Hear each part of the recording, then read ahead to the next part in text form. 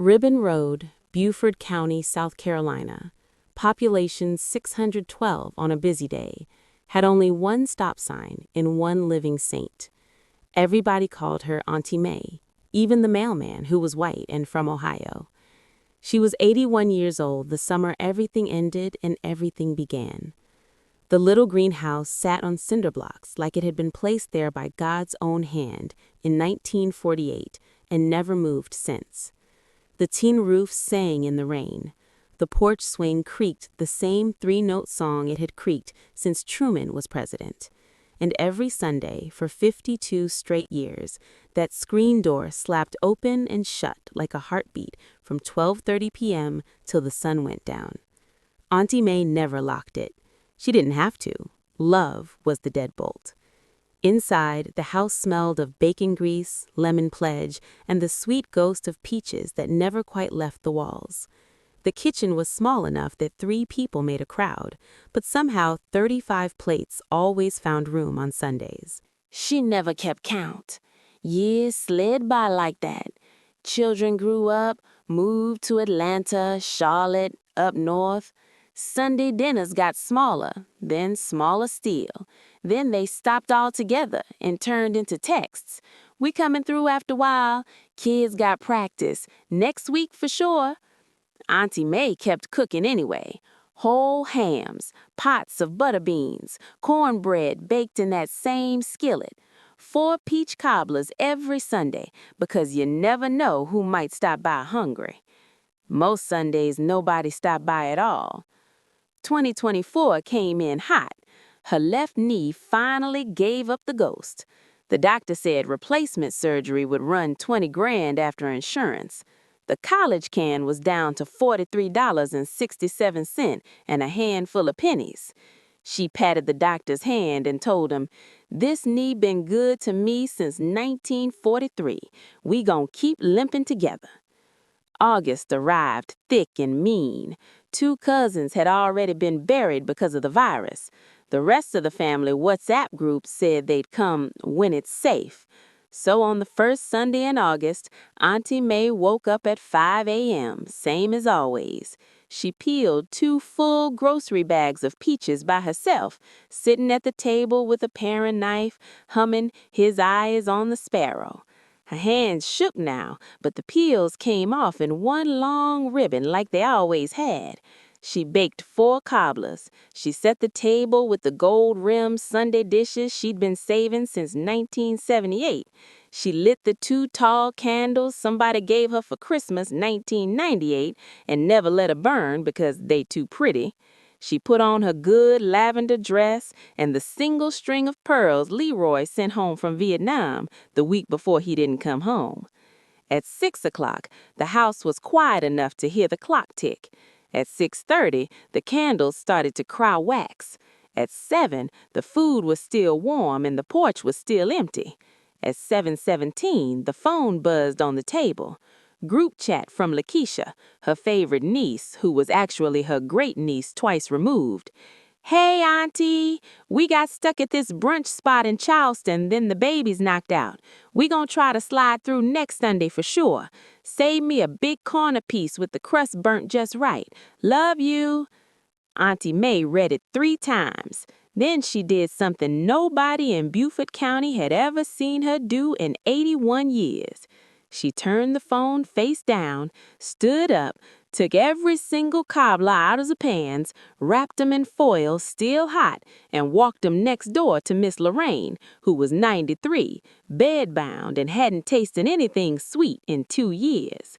Miss Lorraine cried so hard she almost choked on the first bite.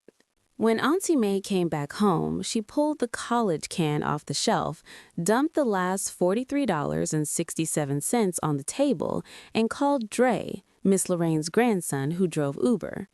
"Dre, baby, you still got that little pickup?" "Yes, ma'am." "Bring it around at 6 in the morning and bring 2 strong boys that ain't scared of work." Monday morning, the house looked like it was being robbed in reverse. 6 plastic totes and 1 cedar chest. That was all she owned in the world that mattered. The black skillet, her daddy's Bible with the cracked leather, the gold-rimmed dishes, 3 Sunday dresses, the picture of her and Leroy on the church steps, 1967, both of them laughing like tomorrow was promised. Everything else she gave away before lunch. The sofa to Miss Eva, who had 6 grandbabies and no place to sit. The dining table to Sister Clara, who fed the homeless on Wednesdays. The bedroom suite to the new preacher and his wife, who were sleeping on a mattress on the floor. By 2 p.m., the house stood empty except for the smell of peaches and a single envelope taped to the screen door in her perfect Catholic school cursive. To whom it may concern, the peaches are in the freezer. The house paid for itself in love a long time ago. I'm going to sit on my own porch now. If you ever loved me, come find me. If you only loved the cobbler, stay home and be blessed. Auntie Mae. She left the keys on the table and the door unlocked. Nobody would steal anything. There wasn't anything left to steal except memories, and those were hers to carry. Dre drove her 4 hours south to Edisto Island with the windows down and the radio playing old Sam Cooke.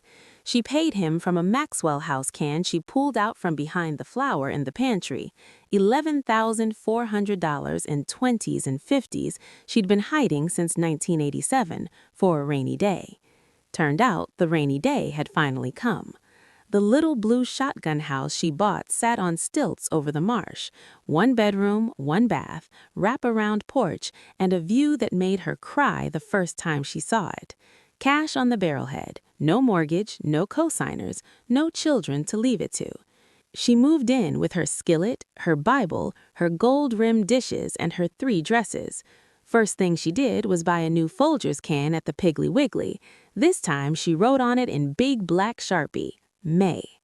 Every Sunday now the porch smells like vanilla and nutmeg again, but the table only seats 8.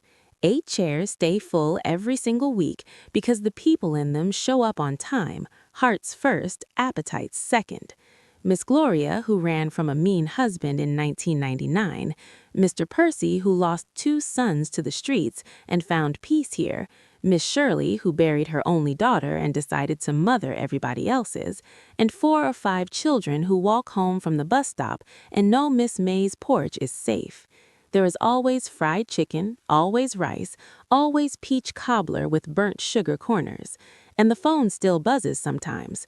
Lakeisha, Auntie, we coming down next weekend, I promise. Lakeisha again, 3 weeks later. Auntie, why you change your number? Lakeisha again, 2 months after that. Auntie, the house sold and nobody told us? Auntie Mae doesn't answer. She just wipes flour off her hands, slides another skillet of cornbread into the oven, and tells whoever is in the kitchen that day. Some folks too late for supper, but the door's still open for breakfast if they ever get hungry for something besides cobbler. Then she watches the marsh turn peach-colored at sunset, legs stretched out, no knee pain anymore because the salt air works miracles, and she hums that same 3-note creak the porch swing back on Ribbon Road used to sing. Because Auntie Mae finally understood what the peaches had been trying to teach her all along. The sweetest fruit in the world won't stay on the tree forever, waiting for folks who only show up when it's ripe. Sometimes you gotta pick yourself while you're still sweet, wrap yourself in foil while you're still hot, and carry your own self to a table where people saved you a seat before you even walked in the door.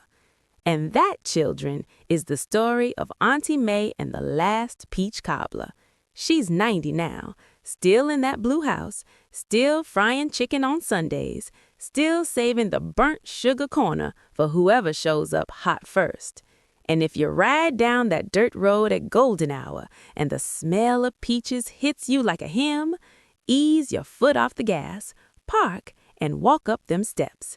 The door don't have no lock, but mind you bring your heart, not just your appetite. Auntie Mae ran out of room for anything less a long time ago.